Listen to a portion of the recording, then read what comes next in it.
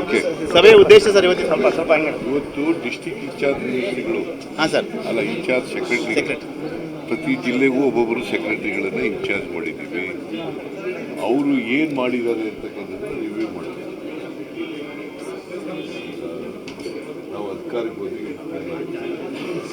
8 ತಿಂಗಳಿಂದ ಎಷ್ಟು ಸಾರಿ ಹೋಗಿದ್ದೀರಿ, ಏನೇನು ಮಾಡಿದ್ದೀರಿ, ಯಾವ್ಯಾವ ಏನೇನು ಲೋಪದೋಷಗಳು ಕಂಡಿದ್ದೀವಿ, ಏನೇನು ಸ್ಕೀಮ್ ಅಡ್ವೈಸ್ ಏನು ಮಾಡಿದ್ದೀವಿ ಇಲ್ಲ ಆಡಳಿತ.